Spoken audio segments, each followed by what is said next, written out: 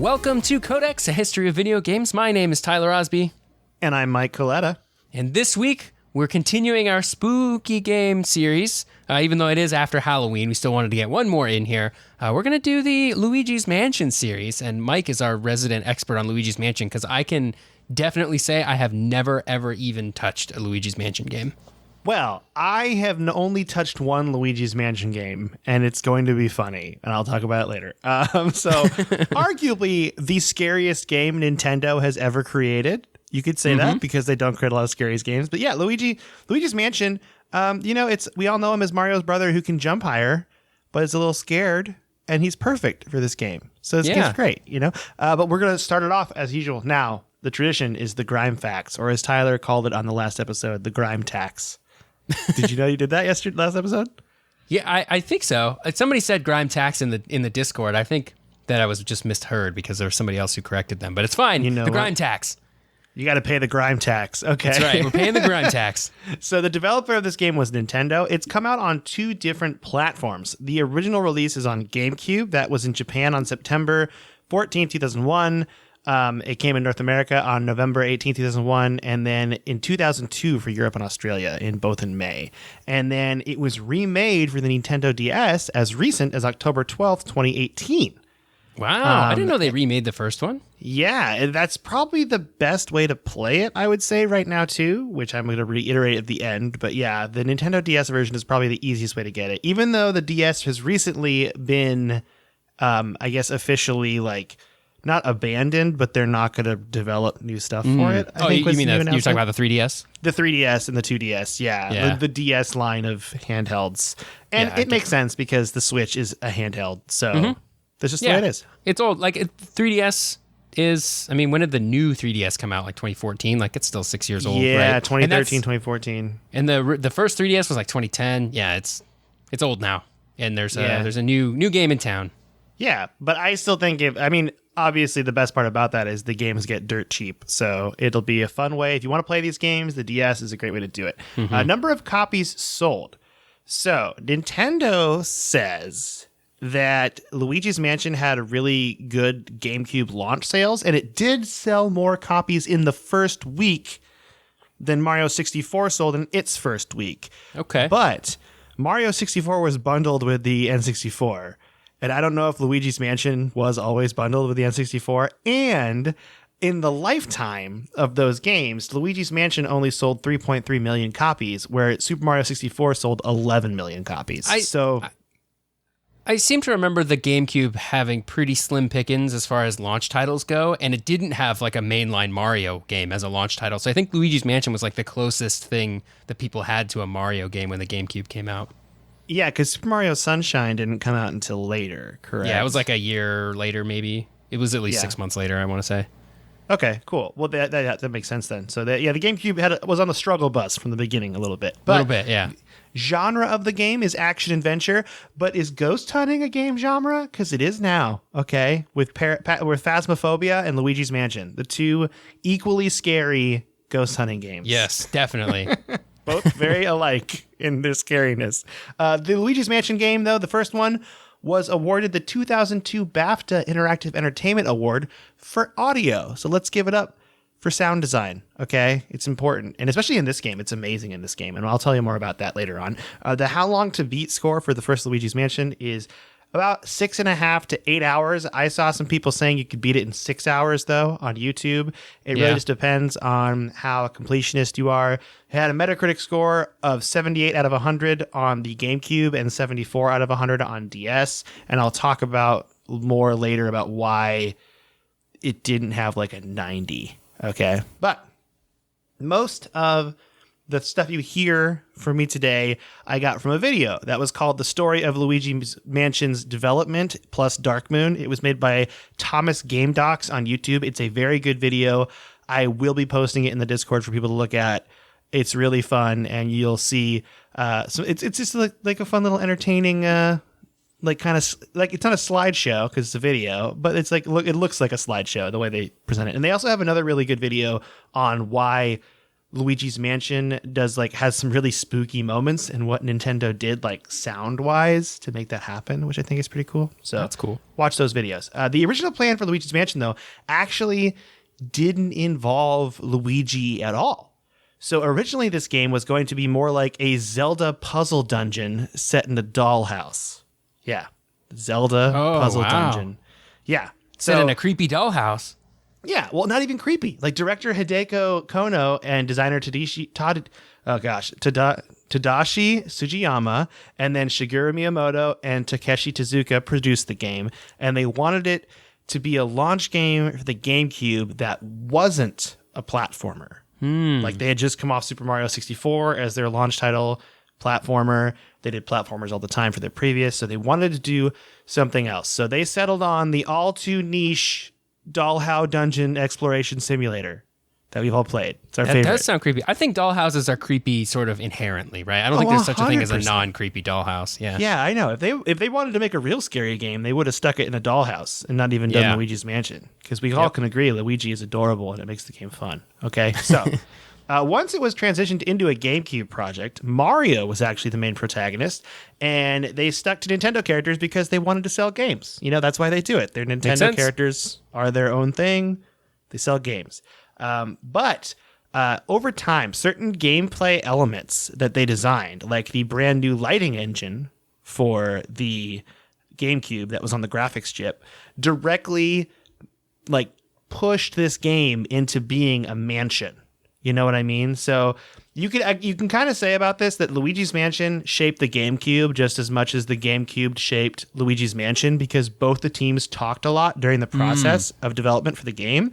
So that lighting design moved the game to a mansion because you can't really use lighting design in a well-lit dollhouse. You had to have shadows and dynamic shadows. That makes sense. So they moved it into a haunted mansion, and then they were like, well, Mario won't get scared in a mansion. He's Mario. He's super brave. So then they went with Luigi, who was known as being the more cowardly Mario brother. Poor Luigi. Yeah, I know, right? Luigi's fantastic, too. I love He really Luigi. gets the short end of the stick on a lot of things. But this is his time to shine. This is his game. He stars in this. He feels good, okay? Even if he does shuffle step and whimper during this game. It's pretty great. So, other gameplay ideas, you had the ghost sucking vacuum cleaner, they were all added once the haunted aesthetic was put in the game. Once they decided the game was in a haunted mansion, they're like, we got to add ghosts. We got to add a way to get those ghosts, like a vacuum cleaner. Of course. So, another way that the Luigi's Mansion during development changed the GameCube was the C-Stick. So they actually had people play test the game because Luigi's Mansion on the GameCube uses a dual stick control scheme. You're using the C stick, the yellow stick on the GameCube controller on the right, and then the analog stick on the left. And originally that C stick was very uncomfortable, and the testers were like, this is terrible to play. This C stick is super obnoxious. It's sharp. It doesn't feel right. It's just not good. And essentially, Luigi's Mansion made the GameCube controller more comfortable. They fixed the GameCube's controller and making the C-Stick actually something you'd want to touch. The C-Stick used to just be a spike, right? Yeah, like a stick. It was just like a stick. Drew blood. It was really uncomfortable. Yeah, it was a sword. Shigeru Miyamoto would sharpen the C-Sticks every morning before making the playtesters play. So some graphics concepts took a while, though, which is funny. They talk about there being a dynamic dust system that took them 6 months to make. Just dust. Yeah. Near the completion of the game, though, the team noticed a couple things. The first thing they noticed is the A button was not used at all. That giant blue button that's on the GameCube controller. The biggest button there. The biggest, most main button was not used at all. So what they did is they added, because they wanted to add something that wouldn't interfere with the gameplay of the game, but also not be useless. And they decided to make it so the A button, when you push it, Luigi calls out to Mario. So it's kind of like a story element on the controller. Because when he has low health, he screams, and when he has high health, he doesn't scream. He's like, Mario. It's kind of cool. It's a way to add to the setting of the game through the controller. The best part, though, is they learned the B button was not of any use when Shigeru Miyamoto was testing the game really late in development, and he was like, the B button, it doesn't do anything. The A and B buttons, they both don't do anything. So once they figured out that Luigi would call for Mario with the A button, Shigeru Miyamoto, being the game design genius that he is, was like, hey, the B button can turn on and off and follow the flashlight. Before Brilliant. this, the flashlight was perpetually on. So they didn't even have the mechanic of stunning a ghost before. Wow. Like you just point the flashlight at the ghost, it would be stunned and you'd suck it up. And the B button add-on made it so that when you could turn the flashlight off, sneak up on the ghost, and then stun them when you turn it back on, and then suck them up with the vacuum. So it actually kind of made the whole game what it is. That's by cool. Forgetting to use the B button. Yeah, pretty interesting. So other concepts in Luigi's Mansion that didn't make it into the game, they had an RPG element, which would make real-time changes to the rooms around you. They also had a cave area that was underneath the mansion. They scrapped it in the original Luigi's Mansion, but it actually is included in the DS version of the game. That sounds extra spooky. Yeah, right? You gotta have a spooky cave, okay? Also, a really important thing to note about the development of not only just GameCube games, but Luigi's Mansion is all the GameCube systems from the very beginning supported stereoscopic 3D. I didn't know this. Yeah, I don't think there's a way to get it out of the system, though. I think they all support it, but the way none of the outputs of the video support it. So I don't think you can actually get it out of there. You know why that is, Tyler? You're ahead of me. You know why that is? Oh, why? Because 3D TVs were super expensive in 2001. Yeah, I'd be surprised if they existed in any sort of accessible form. Yeah, but they described it as being too cost prohibitive for the consumer because to pay for a 3D TV was ridiculous. So they thought about putting stereoscopic 3D into Luigi's Mansion. They bailed on the idea, but that would come back later on when I talk about the second game. Luigi's Mansion's music, this is kind of cool, was composed by Shinobu Tanaka and Kazumi Totaka. And this is, to me, one of the coolest parts of the game. So the game's theme is very memorable. I'm not going to hum it for you or sing it to you because that's copyright infringement, but you should go look it up. But the way they implement the music into the game is they have the music is performed by different characters and different instruments based on where you are. This is called leitmotif, Leitmotif. So, for example, when walking around alone, Luigi will just hum the music to himself. Sometimes the ghosts will hum the music. Sometimes you'll hear an orchestral version. For example, sometimes like you'll hear if Luigi is in an area you've completed, he'll like calmly hum the music. Meanwhile, if he's outside the mansion, you hear like a creepy harp play the music. Ooh. It's pretty neat. I think it's really really cool. I want to play cool. this game now. I can't believe I've never played it. Oh, yeah. I mean, I'm super hyped for it now, too. And I'll talk about that later on. But also, Kazumi Totaka does this thing where he puts a song called Totaka's Song in all the games he makes, like composes music for. And if you want to find it in Luigi's Mansion, what you got to do is you got to wait on the controller configuration screen while you're in the training room for 3.5 minutes. And then the song will start playing. Just so you know. That's the key. Okay. That main theme of Luigi's Mansion, by the way, was orchestrated and arranged by Shogo Sakai. And he has done, he did that for Super Smash Bros. Brawl as well. Nice. Because the game, I believe you can get the theme in Super Smash Bros. Brawl also. Yeah, it's just that in the game had like every game's music in it, I swear. So that you can have that music in there. The game also featured voice acting from Charles Martinet, who played Mario and Luigi. He played them both. And then Jen Taylor played the voice of Toad. Jen Taylor of Cortana fame? Of Cortana. Wow. Yeah. She's like, she's really weird when she keeps calling Luigi the Reclaimer, you know? She keeps calling him It would have been John like right about the for no same reason. time as Halo came out, too. She's like, Luigi. So the plot of this game is pretty straightforward. It's the classic horror story, okay? Luigi wins a contest and he gets a mansion as his prize. Classic, we've all been there. He tells his buddy Mario. They agree to go meet up outside the mansion that night, you know. Luigi takes the map there, finds out it looks very, very scary compared to the photo. And of course, Mario's not there. And then when Luigi goes in, he gets attacked by a ghost, but then he's rescued by Professor Elvin Gadd, or E-Gad for short, who looks like a giant baby. It's kind of scary. Like a big baby. Not like, it's still like small size, but big for a baby. Who tells Luigi, Egad says like, he saw Mario heading towards the mansion, but he's not seen him since. So then you got to go on a quest to rescue Mario. Egad helps you by entrusting you with some ghost hunting equipment, like the Poltergust 3000 vacuum cleaner and the Game Boy Horror. Pretty great little play on Game Boy Color. That is good. And so then Luigi goes into the mansion to look for Mario. So let's talk about the gameplay of this game real quick, too. The game is divided into 4 stages. So it's like open world, 4 stages. So I guess It's not technically an open world, but it feels open, those 4 big, long missions. And this training in between, you could do at the lab. Your goal in the game is to rid the rooms of ghosts, get keys to open all the locked doors, solve the puzzles, collect coins, and ultimately fight a boss ghost at the end of the stage.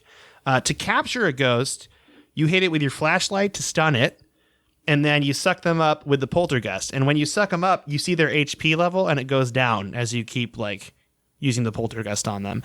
They sometimes break out, and you got to stun them more than once if they have a lot of HP. That's just the way it is. You use the Game Boy Horror to look at the map and see where you go. Once you find a key, it kind of just tells you where the key goes, which is kind of nice. You don't have to try all the doors. Oh, that's good. Yeah, which would be really annoying. It also tracks how much treasure you have. And when you get hit, you lose treasure. And then it sits on the floor and you got to pick it up before it disappears. Very much like Sonic the Hedgehog, Okay. Luigi, Sonic, related? Who knows? Maybe. Once you're done with a stage, the portrait ghosts that are because the ghosts are in the portraits in the game, and then they've escaped, and when you capture them, they go back into their portraits, and you can see those paintings in EGAD's laboratory. And then you also see a results screen as how many ghosts you captured, how much treasure you got, how much health you had. The game actually gives you a rating on each stage, an A to an H. And then actually at the end of the credits, sorry, it gives you an A to the H. But if you get a lot of treasure, it gives you a better score. Not a lot of treasure, worse score. Less more health, less health. Those kind of things determine what happens to you. There is a second mode after you beat the game called Hidden Mansion, and in the European version of the game, this mode is way more difficult. It's actually a reflection of the previous mansion. Oh, it's mirror mode. Yeah, and the bosses are way more difficult, and the ghosts are in different spots, and they're harder to capture. It just makes the game crazy. The reception of this game was very positive, but the biggest complaint of the original Luigi's Mansion, it was way too short. It takes 6 hours to beat it if you're speedrunning through it. Especially if you picked it up as your only game when you bought a GameCube, and you're like, great, I'm done with the only game I have for my GameCube. Cool. Yeah, arguably someone got a GameCube on Christmas morning, and then they played Luigi's Mansion nonstop and beat it before Christmas dinner. Yeah. Pretty amazing. If you did that, though, that's brutal. A challenge. That was called the 2001 challenge. That was called. Pretty brutal. If you did that, let us know. codexhistorypodcast@gmail.com. Nice plug. Okay. Thanks. So now we jump to 2009 when development of Luigi's Mansion 2 or Luigi's Mansion Dark Moon, if you live in North America, took place. So here are the grime facts for that game. The developer has changed. Next Level Games developed this game. So Nintendo outsourced this one a little bit. Yes, and we'll get to that in a second too. Publisher Nintendo, it's still a Nintendo game because they got those characters. It only came out on the 3DS as far as Nintendo products go. It came out on the 3DS in Japan on March 20th, 2013, North America March 24th, 2013, and EU and AU March 28th, 2013. Now, I did say Nintendo products because there is an arcade version of this game that came out in Japan on June 18th, 2015. And the arcade version of this game is the only time I have ever played Luigi's Mansion in my entire life.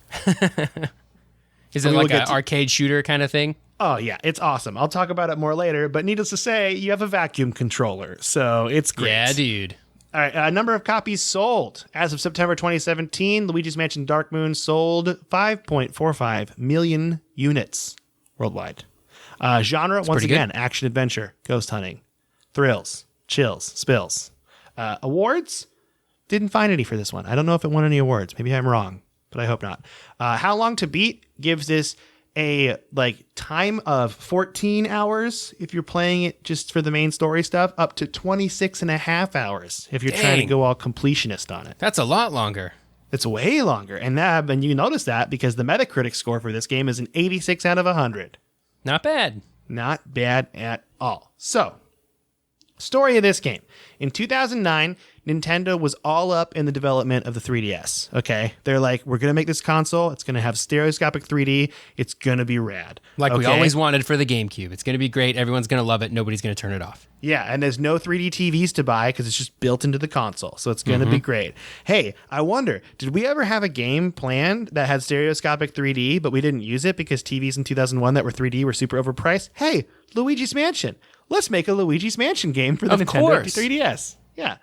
And that's how Luigi's Mansion came back. Because if you notice, there were 12 years between the first Luigi's Mansion and the second Luigi's Mansion. Dang, that's a long time. A lot of people think it's because like it was a launch title for the GameCube, and while it was well received as being a good game, it just didn't really sell a lot of copies. But Nintendo decided to give it another chance. The problem was their own personal bandwidth. Don't know if I'm using that term right. Okay. Yeah, that sounds right. They just didn't have the people power to do it. Yeah, didn't have the people power. Nintendo was super stretched with as far as like having the whole new console come out and having launch titles for that also. So they decided to outsource the new Luigi's Mansion game to an independent developer. And they went with the Canadian company known as Next Level Games, known for such hits as NHL Hits Pro, Super Mario Strikers, great game, the Wii Punch-Out remake, and also great, Tom Clancy's Ghost Recon. Like the original? Yeah, they helped out with that. Okay. Quite the selection. They also did a Metroid Prime game for 3DS that came out right after Luigi's Mansion. Ooh, is which that I the put Federation? in there. Yeah. The Federation Force one? Ooh, that one was not good, right? Okay, I put that in there hoping that you would get excited about it, and it was not good. Here we go. Not good. Fun story about Next Level Games. They found out they were working on Luigi's Mansion 2 during a conference call with Kensuke Tanabe to talk about a different project. And Tanabe just started drum rolling like on the table with his hands. And then he stopped and he was like, hey, you're going to make the new Luigi's Mansion game. That's how they found out. Oh, cool. Wow. Yeah, and so Next Level Games threw their current project away at the time just to work entirely on Luigi's Mansion 2. They were actually pretty stoked about it, though. Like Chad York, who was the sound designer at Next Level Games, was quoted as saying, I am in seventh heaven. Nice. Because Luigi's Mansion uses a lot of cool sound effects and stuff to like build that atmosphere. So it would be really cool for a sound designer. Yeah, that makes sense. The development of the game was weird, and it was because of Nintendo. Essentially, Next Level Games had to check in with Yoshihito Ikebata every 2 weeks. Okay? And then Ikebata would talk to Shigeru Miyamoto, who would give them really weird advice. Sometimes using examples from Japanese television, even though the Canadian company, Next Level Games, never watched Japanese television. So what Ikebata would have to do is translate the metaphor to English TV and then give it to the team.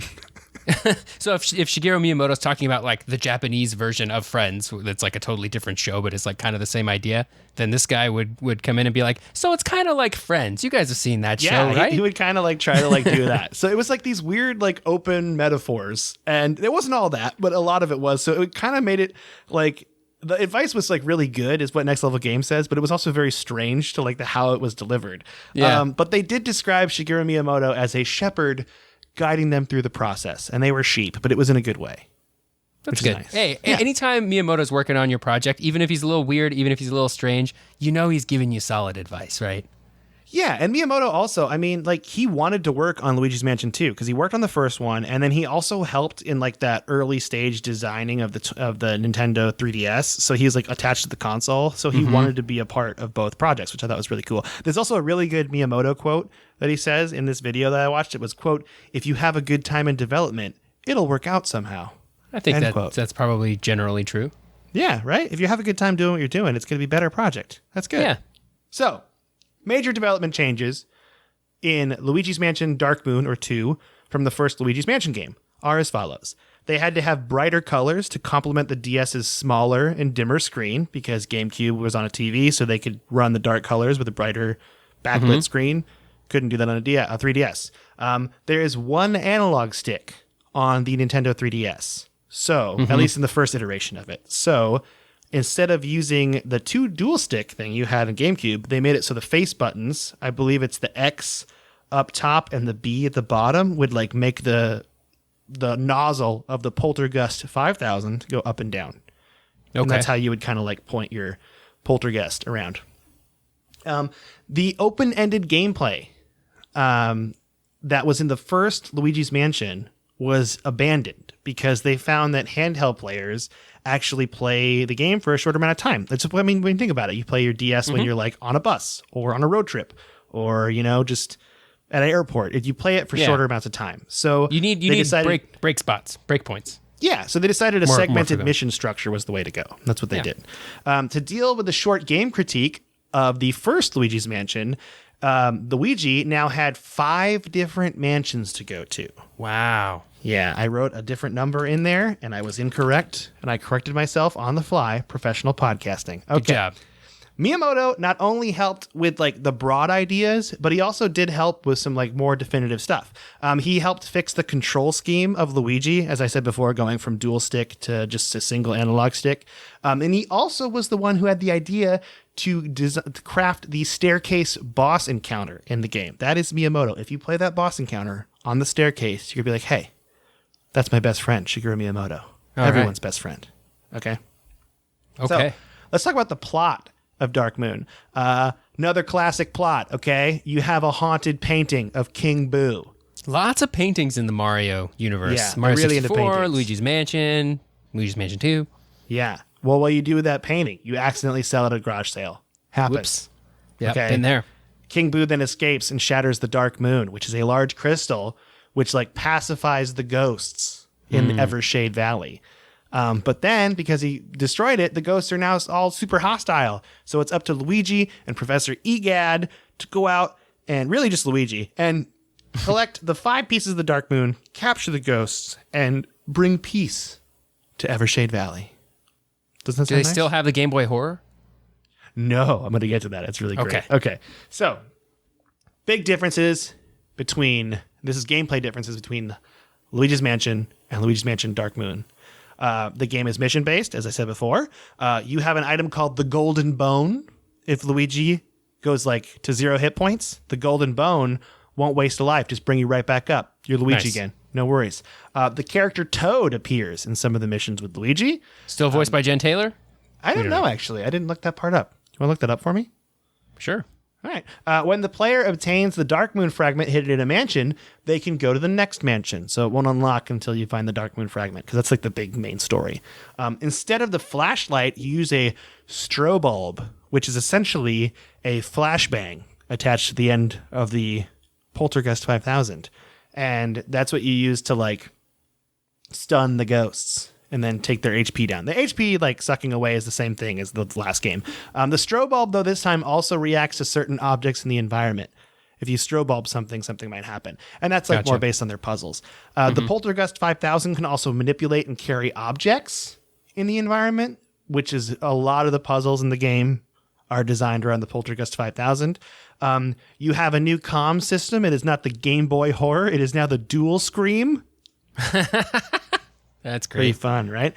You have something called the Dark Light device, which is essentially a black light, which tells you where there's hidden objects in the map, like hidden doors and stuff that you can interact with, which is pretty cool.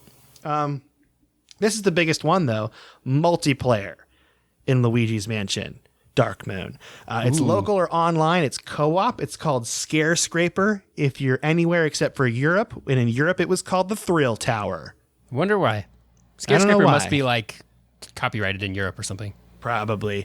But in this time, you are 4 people and you run around different colored Luigi and you go ahead and bust ghosts together, which is fun. And also the coolest part about this is like you got to do objectives in a time limit and then you move on to the next floor and the floors are procedurally generated. Oh, nice. So it's different every time. Yeah, it's really cool. Really, really cool. And you can set it to be like, I want to have 4 floors of this mansion or an endless number, just play until we want to stop. There are different objectives in each like level, like they change up. There's 4 different types though of objectives. There's Hunter, in which you got to get all the ghosts. Rush, in which you like race to find the exit. Polter Pup, where you pursue and capture ghost dogs. Adorable. And Surprise, in which one of the other 3 random objectives is chosen and you got to figure out what it is. So it's pretty fun. As I said before, though, there is an arcade version of this game. It was the only time I ever played Luigi's Mansion. It is developed by Capcom and published by Sega under license from Nintendo. And it is really cool. So it's like an on-the-rails light gun game, except you're using a vacuum controller. And they actually hold a vacuum in the game, which is really... And it looks like the vacuum from the game, the Poltergeist itself. It's 2 players, so you can sit with your buddy and play. I've played it at Dave & Buster's. It's super fun, and it's like it's a popular game, too. A lot of people want to play it. It's really cool. I feel like maybe I played this with you. I feel like maybe we have. I might be manufacturing memories right now, and I'm maybe making it up, but I've been to a lot of Dave & Buster's down here in LA, and I think they would have had it. Tyler, not to brag, I've been to a lot of Dave & Buster's. Okay. I've been to a few Dave & Buster's in my day, all right? I played some Mario Kart, played some Halo Fireteam Raven, so I know what I'm talking about. Mario Kart might be my favorite thing to do at Dave & Buster's. Yeah, that game's great. The arcade Super Mario fun. Kart is awesome. So the way they came out with this arcade game is they did some testing in 2014 during Halloween. It was Halloween weekend, and the game was Spooky. super popular. And it was just came out, and it's really fun. It's like all over like Dave & Buster's. I think every Dave & Buster's has one of these. Usually, is how it works. The Swedish children's magazine Robot Positively. Oh no, Robot, not Robot Positively. The Swedish children's magazine Robot had some really good things to say about the game. They called it an intelligent idea, and they praised how the vacuum cleaner feels so real. Wow, that's exactly what I want. Is my virtual chores to feel real. I actually, after this, just ran around my house with a vacuum cleaner, tried to suck up ghosts. Yeah, so that's dishwashing simulator in VR is like nothing I've ever experienced. Do you guys ever bust trolls with a stove? All right, if you want to play these games now, I think the 3DS and 2DS outlet is the best way to play these games. Dark Moon came out on 3DS only, and then the first game, like I said before, had a remake on 3DS in 2018. There is also Luigi's Mansion 3. That game came out only like exactly 1 year ago today. I think it's too new for us to talk about, but it takes place in a haunted hotel, and like the whole gang goes, like Mario, Peach, Toad, the whole gang's there. And I've gotten so amped from doing research that I'm probably going to buy that game if it goes on sale for like Black Friday deals. I hope it does. Nice. Nintendo games don't go on sale a lot, so I'm hoping it does. But yeah, Luigi's Mansion, that's it. It was recommended on the Discord. Like people were talking about like, I hope it's Luigi's Mansion. And I'm like, we did Left 4 Dead. And I was like, well, we got to do this game. We got to do a lighthearted, fun, spooky game, where the ghosts all smile and prank you and stuff. But Tyler, what you been playing? Well, before we get to that, I do have an update on Jen Taylor. She did not do the voice of Toad in Luigi's Mansion 2. That was done by Samantha Kelly. Yeah, Samantha Kelly did it.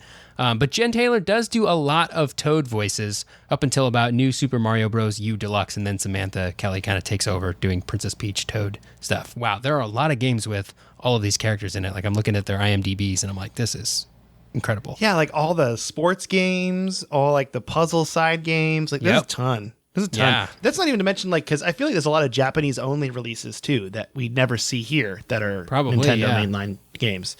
Like puzzle stuff and things like that. Yeah, you got like Mario and Luigi Paper Jam, Mario and Sonic at the Olympic Games, Mini Mario and Friends Amiibo Challenge, Mario Kart 8, Mario Rep. Wow, there's just a lot of games. So there's that. The other thing that I want to talk about before we get into what you've been playing, very briefly, we were talking about Left 4 Dead last week. We did not talk about, and I haven't done any extra research on this, so I'm just going to mention it briefly, but we did not talk about how Turtle Rock Studios is making a spiritual successor to Left 4 Dead called Back 4 Blood. Which I'm very excited for. That's really all I know about it, is that they're making it. Yeah. This is like non-Valve. This is just them making a new one. Yeah. So I'm stoked for that game. I don't know anything more about it other than that they're making it, but that's exciting. I have high hopes. Hopes. So. All right. Well, now can I answer I'm going to say the question again so we get the feeling. You ready? Yes. Yeah.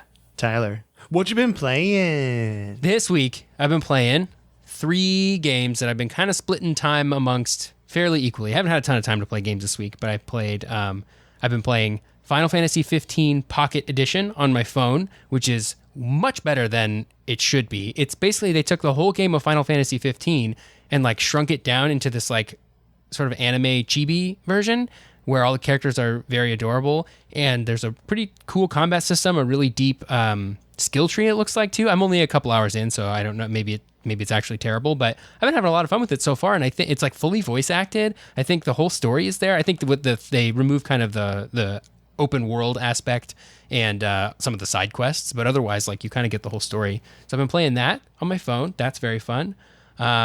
I have also been playing Ocean Horn 2 on my phone as well. Well, kind of switching between my phone and my iPad for Ocean Horn 2. You got that sweet controller. Yeah, I got a 8BitDo controller that's a Bluetooth controller that syncs up to anything. I think you can use it on your Switch too. And it's basically a Super Nintendo controller, but with 2 joysticks on it, which is really, really cool. And I got like a clip thing for it so I can clip my phone into it. And so I've been playing my phone like it's a portable game console. And there are a lot of games that support that controller, so it's been pretty cool. The last game that I've been playing that I have put a little bit of time into is Persona 4 Golden on Steam. I've been having a good time with that. I'm an hour or 2 into that as well. I don't know if I'll be able to keep up with it because I know Persona games are so long, and I've actually played most of Persona 4 before. But it's really nice to just set a Persona game on like easy or very easy mode and just be like, I'm just here for the story. Yeah, maybe I'll bop some monsters on the way, but I'm not like trying to be challenged by this game, And I think that's going to help me get through and finishing it. I've also been playing that on my phone because I use the Steam Link app and can like remote play it from my computer with a controller. So that's pretty cool. That's really cool. Yeah, but that's about it. What have you been playing, Mike? So I've had video game ADD this week. Like I can't focus on any one game. I've tried a bunch. I played Apex, like I always do with my buddies. I play Animal Crossing because the Halloween event was super fun. Nice. And I've been collecting candy all month to do it. And it was cool because it was like an event I was looking forward to, but I also got done with it in like 30 to 45 minutes, which felt good. And then I played Mario Galaxy as part of the 3D All-Stars collection. Oh, I started it. I got to play that too. I love that game. Yeah, it's been super cool. I mean, I only started it, but I'm like, oh, this is going to be really fun. Like, I'm excited to kind of have more time to jump into it. And then I also played Slay the Spire, which is on Game Pass. I've heard a lot of good things about that game. Slay the Spire is super fun. It's like, yeah, you like essentially are going through a dungeon or a spire. Like, you go up the levels of the tower, and you use card. It's like a card game mixed with like an RPG game. And it's like RPG. A roguelite, right? Yeah, rogue. It's card games mixed with roguelikes. That's what it is. So like you play your cards in your hand and you have a certain amount of energy to play, and then that hand is discarded and then they play their thing and then you get another hand. And it's like it's super cool. It's super fun. I could see where it gets way more challenging and harder, but the best part about it is they do a really good job describing the cards to you. So when you start, you just read the card, you understand what's going on. And I played like one level of Aspire. It took like 20 minutes, I think. And that game's really cool too. I've just been like all over the place. I can't focus on one. Like I just kind of pick up a game and move on to the next one. I played Mario 35 was also in there again because I play that sometimes. So yeah, and then I'm all amped for Luigi's Mansion now. Like I want to play Luigi's Mansion. And because it looks like the newest one is a hotel, and I'm like, it's very much like a funny version of The Shining, and I want to see if there's funny Shining references in. I bet there's a lot. Luigi's Mansion 3, yeah, like I think it'd be really cool. So anyway, yeah, but that's what I've been playing. I'm hoping to like, I've been kind of like off the Trello board, you know what I mean, of games. I'm just kind of jumping on games that are like on and off and stuff. I forgot that Persona was on Steam though. Yeah, it's on sale. Might be on sale right now, actually. Ooh, because like Steam has so many sales that if I wait like 6 months, it's going to go on sale for like $5 guaranteed. Yeah. Which is going to be bananas. I know it's not on sale currently. Yeah, I'll just wait then because I think they usually have like a Black Friday deal thing. So yeah, or the winter sale. We're having a Halloween sale right now, but no Persona sale. So spooky Halloween sale. Okay, but we got some emails, Drew. You want to read some emails? Yeah. First one is from Mark. I'm going to read this one. You ready? Okay, yeah. Hiya, Mike and Tyler. Thanks for the great podcast, which has been a happy distraction in these stressful times. My question for you, what was the game you played all the way through as a kid, even though it was terrible? Because when you're a kid, you'll put in the time to beat a game just for something to do. For me, it was the Game Boy Color port of Yoda Stories, a game with some of the worst controls and worst graphics I've ever experienced. My understanding is that the original PC version created random levels each time for infinite replayability. The Game Boy Color version had set levels, and if you beat it, there was a cutscene of the Millennium Falcon rescuing Indiana Jones and the characters commenting on the resemblance to Han Solo. Stay safe, Mark. This is a great question. Yeah. I have an answer. Want me to answer, or you want to go first? Yeah, you go for it. I played another Game Boy Color game because Game Boy Color had the habit of having terrible ports of main games. And I played the game Gex Enter the Gecko, which is actually a decent console game. But when on Game Boy Color, it's the same thing, like really hard controls, just super like unrelentingly difficult for a child to play. And I just tried it. I think I played almost all the way through that game. Like I really just buckled down and went through it. There's a lot of really bad Game Boy Color games. There was a game that was supposed to be like a fighter jet game I played. I don't even remember that I played a lot of. X versus Slevin, I think is how you pronounce it. It's a first-person shooter that I played for a Game Boy Advance. That is not great also. But yeah, what do you got? You got some, I'm sure. Yeah. Okay. So I have two games. The first one I just thought of moments ago. Bomberman 64. I played through that whole game on the N64. I liked it. Going back to it later and now reading the reviews for that game that were from the time, that game was objectively awful, like truly terrible. Of course, I loved it because I was a kid, and it's hard to not like games when you're a kid. But Bomberman 64 was needlessly hard, and like you couldn't jump in it, and it was just not good. I played a lot of the multiplayer for it too.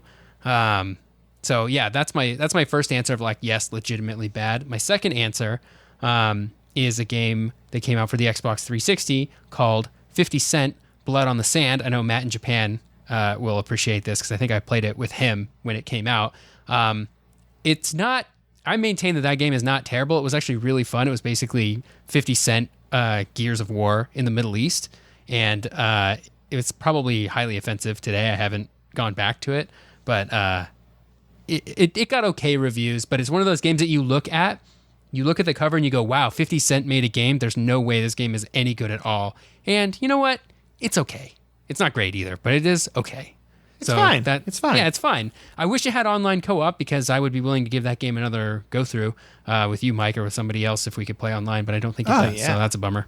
I mean, honestly, we had this conversation when I brought this question like off recording, but I wanted to say air, but it's not radio. Like if you played the game all the way through and you had fun, is it bad? Yeah. You know, like you can say that about movies too. Like if you were entertained by this movie, but it's known as being really terrible, was it terrible? Like it's more of a philosophical question than anything else, but right. Time you enjoyed wasting is not wasted time, right? Exactly. And I want to hear people on the Discord answer this question. I'm very curious for that. So, but that's a great question, Mark. Thank you. Do you want to read the next one? Yeah, this one's from Mo. He says, "Hey dudes, it's Mo. Thanks for the spooky themed episodes. I have to confess, I used to despise the Left 4 Dead games. I was super overwhelmed at college with a full course load when Left 4 Dead exploded in popularity at my campus. At the time, I was sharing a small 2-bedroom apartment with 6 other dudes. Wow, that's a lot of dudes in one apartment. Yeah, a lot. Yep, it was cramped. It's a miracle we didn't fight more often than we did. It seemed like every time I would try to study for a test or write a paper, my roommates would start up a big game of Left 4 Dead 2 on multiple TVs and set the volume at like 120 decibels, because how else can you play horror zombie games? It's really funny now that I think back on it, but at the time, it was really frustrating not being able to study over the massive choir of gunfire, zombie snarls, juicy exploding corpse sounds, and my roommates screaming, "Jockey, help, get him off me!" When I asked them to turn it down, they were like, "Sorry, dude, we need to listen for the witch." Oh, yeah, I feel that deep in my core. You have to listen for the witch. Turn subtitles on; it will say when the witch is nearby. Life hack for Left 4 Dead. Yeah. One time, I went out into the common area for peace and quiet, but every apartment on the floor was playing Left 4 Dead 2 together at max volume. I spent a lot of time at the library that year. Thankfully, I picked up Left 4 Dead 2 on Steam a few years back, and I absolutely love it. It's a fantastic game. I regret not having more time to play it with my roommates in college. Now that I've played it, I really admire the sound design in the game. The audio is just as important as the visuals in trying to avoid the special infected. I'll never forget the terrifying wheezes of the smoker. Thanks for the great episode. Spider Butts, Mo. Thanks, Mo. Yeah, thank you, Mo. We had a discussion on the Discord about people wanting to do a sound design episode for games, and I think that'd be really good. It'd be very... very hard. It's like one of those topics that kind of seems daunting to me because you want to make sure you include every example of like good sound design, and it's just not possible. Yeah. But that's a really good point that Left 4 Dead 2 sound design is amazing because everyone's like, we gotta listen for the witch, you know? Yeah. The last question is from Matt in Japan. Hey, Mike and Tyler, to add to last week's Left 4 Dead discussion, I wanted to mention the Japanese arcade exclusive version of Left 4 Dead called Left 4 Dead Survivors, which released in 2014 in collaboration with Taito. I happened to stumble across it a few years ago at an arcade and gave it a shot. It's essentially the PC version of Left 4 Dead 2, plus all the DLC and the Left 4 Dead 1 campaigns. There are a few differences from the normal version of the game. First, it uses a mouse and a knockoff Wii nunchuck controller for controls. There's a completely new cast of survivors that are seemingly meant to appeal to the Japanese audience, including a schoolgirl, college student, Japanese-American tour guide, and a hotel bartender. There's also a timer mechanic to dictate your play sessions. When the timer depletes, an infinite number of tanks will spawn and kill you. Whoa. There's another timer mechanic in the form of survivor points, or SVP, and goes down each second. You can increase your SVP by inserting credits. 1 credit, 100 yen or $1 is 270 seconds. 3 credits is 900 seconds, and 5 credits gets you 1600 seconds. When your SVP reaches 0, the game goes idle until you enter more money or until your main timer expires. Classic arcade game. If you have SVG remaining when the game ends, it can be converted into ZG points, which is the game's in-game currency and can be used to buy in-game costumes and items. ZG point bags can also be found as pickups in the game. ZG points can be saved onto a Nessica card, which is one of the many arcade game cards that are used for saving and carrying over profiles and game progress across arcade games, similar to memory cards. I have no idea that existed. Yeah, that sounds really cool. That's so cool. That when you play arcade games in Japan, you can like save your progress. That's really cool. Also, a great way to get more money out of people, but still very cool. Unfortunately, Taito ended the network service for Left 4 Dead Survivors in 2017, which disabled the in-game marketplace and online multiplayer. The game can still be played single player or in local co-op, but in 2019, most of the content made its way onto Steam Workshop, and through modding, you can actually try this version of the game. Fun fact, there's also a similarly designed arcade version of Half-Life 2 called Half-Life 2 Survivor that uses 2 joysticks and 2 foot pedals to control. Dang, Lastly, I kind of want to try this. who are your favorite survivors to play, as in Left 4 Dead and Left 4 Dead 2? For me, it's Bill in Left 4 Dead and Coach in Left 4 Dead 2. Peace, Matt in Japan. Thanks, Matt. That was Left 4 Dead survivors. Do you have a I'm pulling up the list right now just so I don't forget, because I don't know their names, but I can say like who they like, their like characters. I can tell you who I like to play as. So in Left 4 Dead, the original, I like playing as Zoe. I don't know why. I just like playing. I mean, it doesn't matter. The survivors are all the same gameplay wise, but I like Zoe the best in Left 4 Dead. And in Left 4 Dead 2, I like Ellis the best because of all his stories about him and his buddy Keith. Me and my buddy Keith. He just goes on and tells like a Ellis really long story. Ellis is the mechanic, right? I think so. That's okay, because Ellis is the one I like to play in Left 4 Dead 2. I always know him as the mechanic guy. I forgot his name. And then in Left 4 Dead 1, I like to play as Lewis. Oh, yeah, Lewis is the great. office guy. Yeah. Yeah, he's like kind of like a Shaun in Shaun of the Dead, because he's got like the white dress shirt and the the red I always tie. put that together as being like a little like reference nod to the game. But yeah, man, Left 4 Dead, I didn't even think about your favorite character in Left 4 Dead and Left 4 Dead 2. That's a great question, Matt. Yeah, that's really fun. Also, man, I kind of wish we had that like arcade culture in the U.S. still. I really do. Yeah. You know, like you go out to because they had barcades, which are fun, but they're always like, I feel like barcades now, minus of course Dave & Buster's. I'm talking about a guy who opens like a bar with like, like an adult's arcade. It's like retro, it's like a retro nostalgia fest. Yeah, it's like a gimmick to get you in the door buying food and drinks. Whereas like what I would like is like for the main thing to like go to the arcade. You're like, I want to go to the arcade to play this game, and not just like, I'm gonna go hang out at the barcade because I like beer and I like terrible bar food, and also like being near arcade machines is fun. Exactly. We're on the same page. But yeah. I love that. And thank you, Matt, for informing. I love hearing from Matt. And he also had some pretty great life hack advice on going to Japan and staying in those arcade rooms. So that's fantastic. We're learning a lot, everyone. Matt should write a book. Yeah, on being in Japan. Yeah, I love it. I love it so much. If you have questions for us, you can email us at codexhistorypodcast@gmail.com. You can rate and review and subscribe to us wherever you listen to podcasts. We'd appreciate a review. But as always, you can just tell your friends. It's a free podcast. We don't mind. We just like it when people listen. And we have, Twitter. I'm at Micoletta and Tyler is at Sneaker Elf. There is a Discord. The invite is pinned to my profile on Twitter at Micoletta, MECOLETTA, or you can just email us and I'll send you the link. And with that, I think that's it for the day. Did you feel like this was a fun, like, spooky 2 weeks? Yeah, this was fun. Spooky 3 weeks. We did Resident Evil, and then we did Left 4 Dead last week, and Luigi's Mansion this week. We had a good spooky few weeks. Yeah, three scary weeks of video game history, but we're gonna probably go back to id Software, I think, next week. Does that sound good? If we go back to id, that's also spooky because Doom is inherently spooky, and so is Quake. In that case, we did a lot more than 4 weeks of spooky games. Yeah, we did a lot of spooky gaming. Yeah, but we're gonna finish out id, and then we'll try to jump more into that list of some of the bigger stuff that we've had requested. I think is my plan anyway, and then Tyler.